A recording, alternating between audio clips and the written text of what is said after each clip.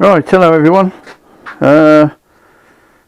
This is number 19. What we on? Tuesday, the 22nd. Right, the Borg Warner gearbox is out because it's absolutely kaput. Bugger. There we go. But I got hold of this. I think I told you on the last one. I got this. Yes, I did tell you. This is a ZF 4HP22 gearbox, 4-speed automatic. They put them in loads of cars, BMWs, Volvos, couple of Porsches, Range Rovers, and so many to mention. But anyway, this is the box to go for apparently. Anyway, I've had the front off, the pump house and everything, and the clutch plates and everything are immaculate. No marks on them. Everything is pristinely clean. There's nothing in the bottom tray. There's 2 magnets in there, and they were clean as a whistle. So I think this is a good one. Anyway, I was speaking to a very nice man in Caerphilly, Andy Morgan, from what is it, Borg Warner gearboxes. And he said that what I need for this gearbox, well, not a straight fit, but I need the bell housing off a Range Rover, because they put these in Range Rovers. He said, but because the Range Rover bell housing is very deep, you either need the Range Rover torque converter. So, you know, I mean, who's going to sell a torque converter and a bell housing on their own? So I'm probably looking for another gearbox. But anyway, I found a bell housing, which I'm going to go and collect. But in the meantime, I thought, I ummed and ahed and looked at it, and I thought, well, you're going back to the torque converter. Apparently the Range Rover one's a better one. I don't understand them. Something about it locking up or something. I've got no idea what it's about. I keep meaning to look up and see what the difference is. But anyway, because the bell housing on the Range Rover is much deeper, and you've got a much deeper torque converter, it's to all intents and purposes a straight swap. As I said, because these gearboxes were used in Range Rovers. The only thing is, when they put them in Range Rovers, they had to tilt them on the side. I don't know how many degrees. So if you use a Range Rover bell housing to fit it, when you put it in, it's going to be at an angle. I'm not sure which way it goes, but it's going to be an angle. Something to do with the fact that when they had the transfer case on for the 4-wheel drive systems, they had to tip at an angle to miss some cross member or something, and then that's quite common. Well, I thought, well, that's a bit stupid. You don't really want a kinked over blooming gearbox, do you? Because, you know, I mean, I worry about the oil. I mean, if the oil's not sitting in the oil pan properly. Anyway, so I just sat here looking at it, and I took the bell housing off my auto box, off the Borg Warner, and I looked at this one, and I thought, this is the one off that gearbox. And I looked at all this, and I put the bell housing on here, and I thought, well, that's not a million miles away. So anyway, what I sat and did, I got a piece of old, I've got a big piece of this. Let me just get it. A big piece of this steel plate. What is it, 10mm thick? Yeah, 10mm. Big old chunky plate. And I had just enough, the right width, to machine this spacer out of. So I've machined this spacer up to fit, and drilled a couple of bolt holes in the bell housing, because it only had to have these ones, and a couple of those had to just miss. But it hasn't hurt the bell housing, because if I still need to use it, I haven't hurt the original bolt hole, so that's not a problem. So anyway, I've machined that up. I'm just going to test the torque converter in there. They're a bit tricky to get in, but I'll test that. There's no reason why it shouldn't work, and no reason why it shouldn't miss everything, because well, that one's even thicker. So anyway, and if that works, according to my measurements, that bell housing is 20 millimeters deeper than this one. So when that's in, I'll have to make 20 millimeter spacers. Oh, bloody heavy things to go on the back of here for where it bolts to the flex plate, but that's not a problem. I don't think I'll have to. I might make an aluminium part to sit on there and then to go in the crankshaft, but technically I'm not sure how far I've got to measure that yet, how far that away, and whether that's probably just gonna be touching or very close to the flex plate. But anyway, that's the job I've got to look into, but there's no reason why it shouldn't work. So hopefully, oh, I've just tipped oil everywhere. Again, I don't know for certain, but the guy I got this off drove the car into his yard and took the engine and gearbox out. So that's as much as I can tell you. And looking at how clean it is inside, looks good. Made up some little oil pipe connectors, because my oil pipes are down on this side but there's enough play there for them to come over and fit to these ones, so I made these up. The only other thing I'll have to do, well, a couple of things I'll have to do. I've got to alter the gear selector, because here's the one I made for the Borg Warner box, and when it's in oh, that fits. No, that won't be high enough though. When it's in park, mine would have been here, so I need to make another one of these and just bring it up a bit, so then hopefully there's no reason why that won't fit perfectly on the one I've got. The only other thing I've got to change, I'll have to do something with the mounting system, because it's only a single bolt mounting on these gearbox. So I'll have to do something, and I think because this box is 2 inches shorter, if I make an inch spacer up for this, I can take an inch out of the split drive or whatever they call them on the prop shaft, so it shouldn't be a problem. So hopefully the next plan is to I'll do the flex plate and measurements for the torque converter, and then we're on another part. So then it'll be under the car, struggling to put the bloody thing back in. That's why I like doing it when the engine's out, because it's so much easier. Anyway, that's the update. So cheers for now, and I'll see you soon. Cheers, bye bye, take care. Right, welcome back. As you've seen, all the bolts line up. Put the torque converter in, and it was just catching a couple of bolts, so I decided to come into the mill and just sink them all by 4mm from the metal plate. So being as that's 10mm thick, that gives you 5mm of plate still.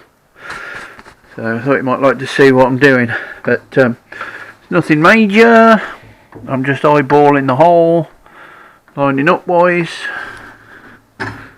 and then using this as a height gauge.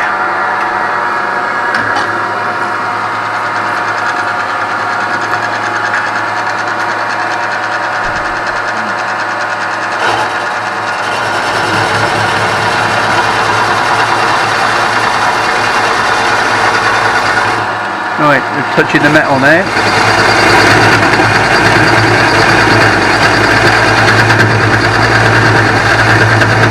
Might slow that down a bit. So I'd sped it up for the aluminium bits.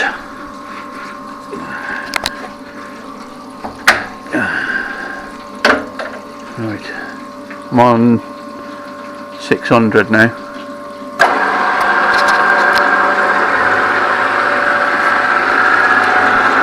Hard to do, or that's better.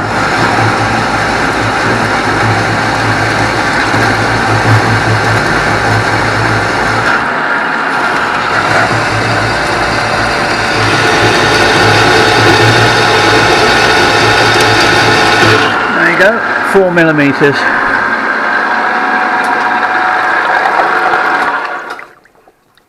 Lovely jubbly. Right, one left to do. This one here. Right, thanks a lot. I'll see you in a bit. Hello, and Happy New Year to everybody. It's New Year's Day, so of course I'm in the shed and in the garage. Well, not garage, in my tent. And I did the same on Christmas Day. What is it they say? Same shit, different day. Anyway, friend came round, helped me bleed the brakes, and I got a pedal, but it wasn't very good. So there's no problem anywhere, so I assume the master cylinder wasn't very good due to its age, so ordered a new one, brand new one. So that should be sometime early New Year, so I can do that. So that's really the last thing I've got to do. Everything else is done. I made a new little bracket for the throttle spring, and also the new torque converter tube, filler tube, comes up between the exhausts. So I've bolted it. It was rubbing on the pressing on the spark plug, so I've made a little bracket and bolted it to the to the exhaust bracket. I've painted the rocker covers, as you can see, to match. Lovely jubbly. Brand new plugs and leads, because the last lot of leads that I had were quite old. They're the spare ones I had when I had the Jeep.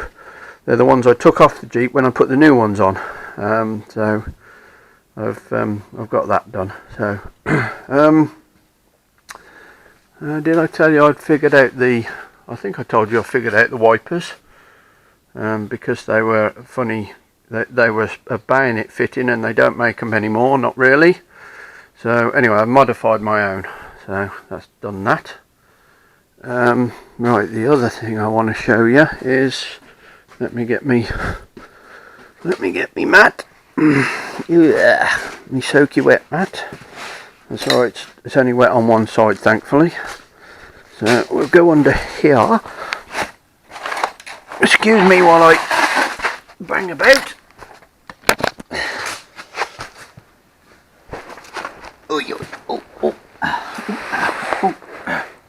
Right. There. Spacer. One spacer. And like I say, the split shaft up there takes up the other inch. So that should be enough. Alright, I made up a new gearbox support, and got a rubber in it, so the single one there, the exhaust passed right through it, which is good. My original selector that I made, sorry it's all upside down and back to front, works. All I had to do was I lengthened the drop, because there was a drop in one, and then there was a big metal ring there that used to go through the firewall, because this is the don't know if you remember, this is the actual throttle arm originally. So anyway, I modified it very slightly to fit, and made up a new link thing. Now the other thing with this gearbox, it doesn't have, which is a bit weird, it doesn't have a inhibit switch.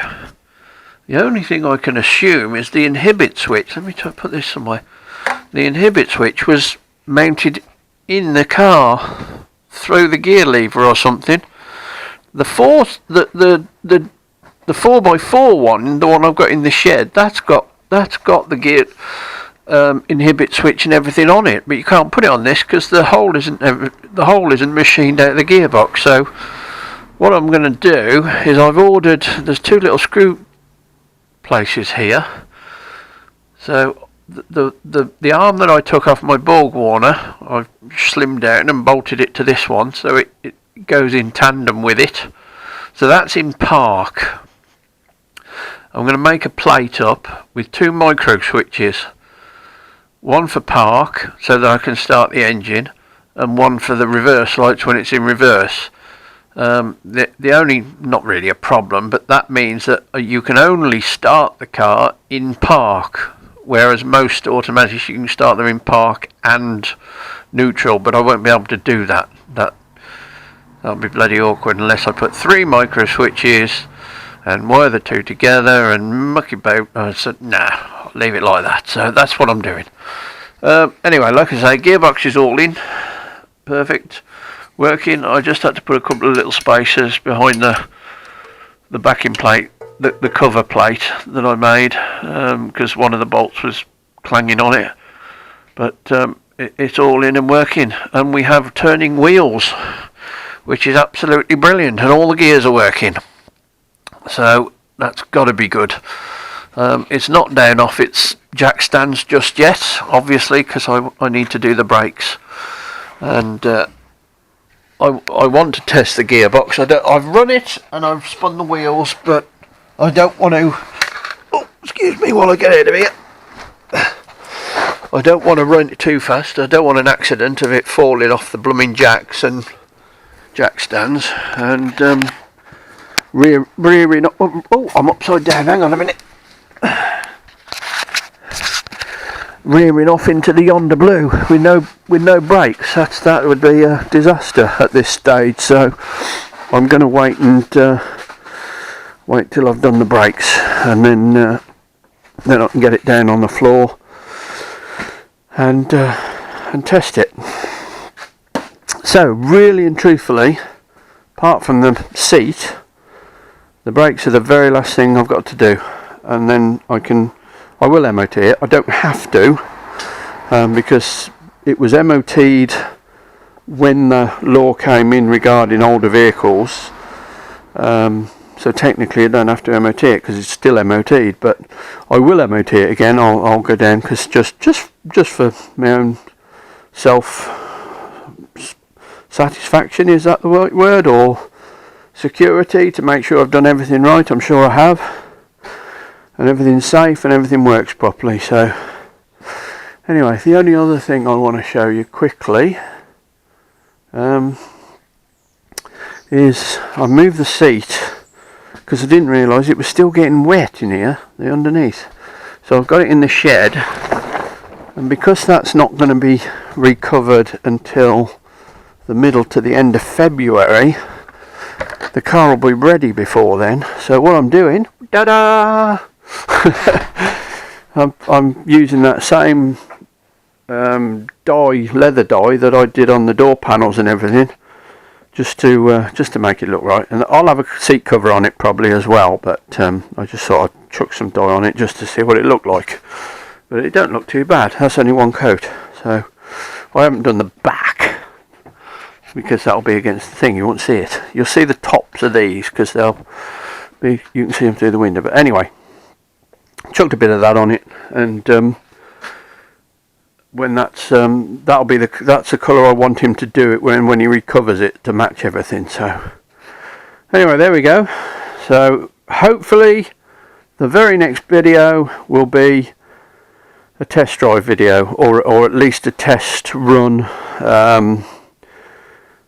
even if it's only forward and backwards in the drive or something, but you know. So anyway, that's it for now. Everybody have a good new year, and let's hope we can get rid of this virus thingy.